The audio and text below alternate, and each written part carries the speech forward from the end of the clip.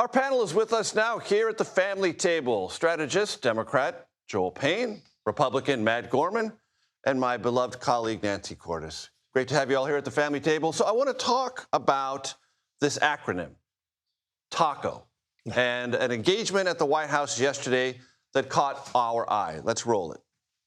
Wall Street analysts have coined a new term called the taco trade. They're saying Trump always chickens out on your tariff threats, and that's why markets are higher this week. What's your response to that? I kick out? Chicken out. Oh, isn't that nice? Chicken out. I've never heard that. 6 months ago, this country was stone cold dead.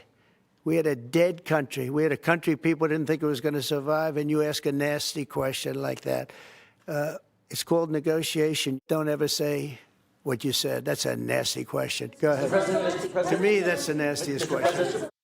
So just to reframe, TACO, Trump always chickens out on tariffs. Nancy, you were in the room. Yeah, and you know, it was funny watching. Trump had heard that. He knew what she was talking about. It didn't seem like he had heard this before because she explained it to him, and it took him a minute to get it, you know. And then once he got it, he sort of he gave a pretty full-throated defense of his tactics. He said, look, this is just good negotiating, that you threaten them with something big, and then when they do what you want them to do, you roll it back.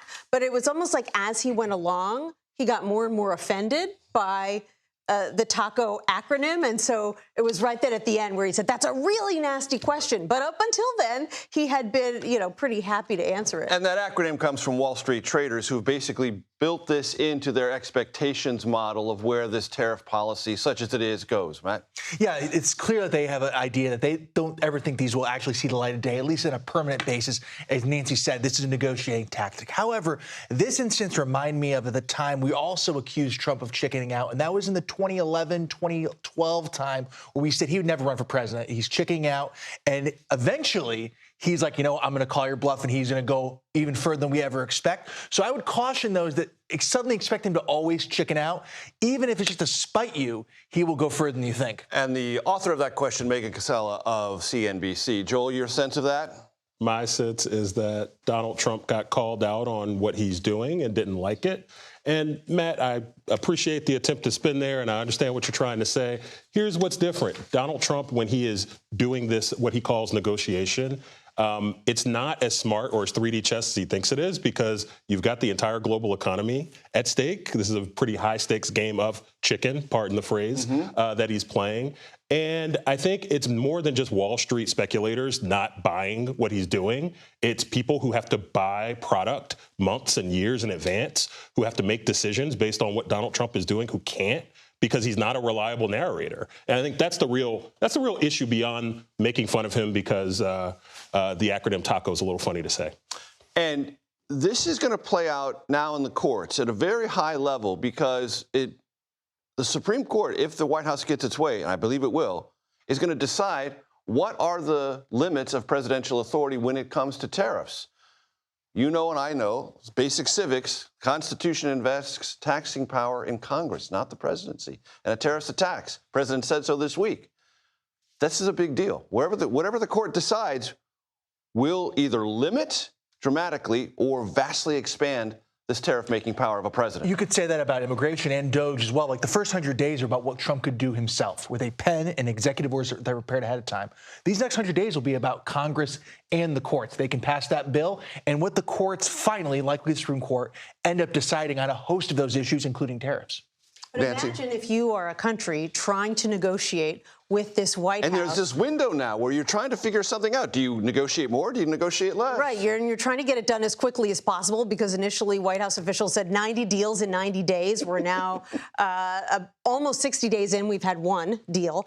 And you don't know if these tariffs are legal or not. You're trying to fix a problem that the White House says is existential, which is the fact that a lot of countries have trade surpluses with the United States, something that is very difficult to change in the short term. And so it just makes all of these negotiations that much more difficult. Matt, Harvard. I'm sorry, go. I was just going to say, I mean, I know we're talking about tariffs, but I thought it was interesting a couple of days ago, the Russian state TV was poking fun at Donald Trump and mocking him and claiming that Donald Trump wasn't serious in the things that he was saying related to bringing the Russia-Ukraine war to an end. And so to the point about Donald Trump's word not being reliable on an international stage, I think it becomes very germane. Matt, Harvard and the clash between the White House, very specific to Harvard. Bad law, good politics? Oh, great politics. Every time you see Trump Why is versus it good Harvard, politics? because people in Plano, Texas, or Des Moines, Iowa, are not taking Harvard's side on this, and a host of issues. And I think Democrats, They don't want their kids to go to Harvard? They might, but they don't want to side with Ivy League school with a $50 billion endowment. I think, and I think also too that the Democratic Party talks like higher ed administrators, and now they're defending them. In many ways, this is Wile E. Coyote running off the cliff and not realizing it's over 5 feet over until it looks down. There's nothing there. Every day Democrats defend Harvard, it's a good day for us. Joel, it's not often that you're compared with Wile E. Coyote. I'm not. And I will say I'm an Ivy League grad, so I might be on the wrong side of the elitism scale here.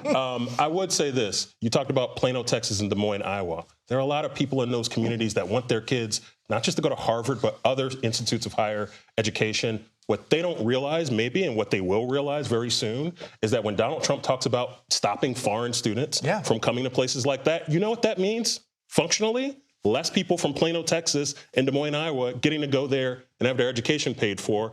And when that catches up to them, I don't know if the politics is going to look as good. Maybe the $50 million endowment could help pay for it, and then instead of having 60 million spots, 60% of its grads in the Harvard Kennedy School are foreign grads. More spots for those folks in Iowa.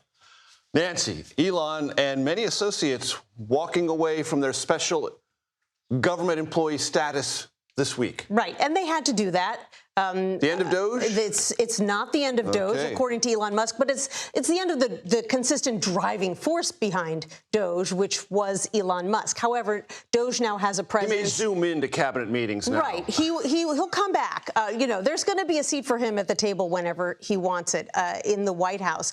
But DOGE has now moved beyond him. There are now DOGE operatives in every agency, so they will continue to do that work. They will continue to work with cabinet secretaries. In some cases, maybe they'll even work better with cabinet secretaries than Elon Musk himself did. But it's not goodbye, Elon, altogether. He is still, we're told, a close advisor to the president, and he's obviously got a lot to say, although it was so interesting in that clip you played that he said, I don't actually always agree with this administration, but I just don't say it because I'm worried about what it'll mean for my job here. I'm sure, Joel, you were so very deeply sympathetic to the difficulties that Elon was having trying to articulate his various levels of disagreement with administration. I am, Major, but I try to hold with the fact You're an that empathetic person. DOGE is a way of life, as you may or may not have heard. One thing that's interesting, Elon seems like he's maybe leaving not on the greatest of terms by going at Donald Trump's biggest domestic policy agenda item right now, the big, beautiful bill, as he calls it. Elon Musk and maybe a lot of folks like Elon Musk not too happy with how it increases debt and deficit. What the hell were we doing with DOGE for the last 6 months? If I'm Elon Musk, why did my Tesla stock prices fall? Why did I invest so much of my personal capital into fighting government waste? And Matt, really quickly, if there's a thumbs down from Elon on the big, beautiful bill, that is what they've called it legislatively. Therefore, I'm duty-bound to use that. Is that a problem politically? No, because apparently, as I've gotten many times quoted from me, Elon's approval ratings from Democrats, not that great. So maybe if he's endorsing something, it might be beneficial for us to be on the other side of it. Matt Gorman, you get the last word. Nancy Cordes, Joel Payne, thanks for joining me here at the family table.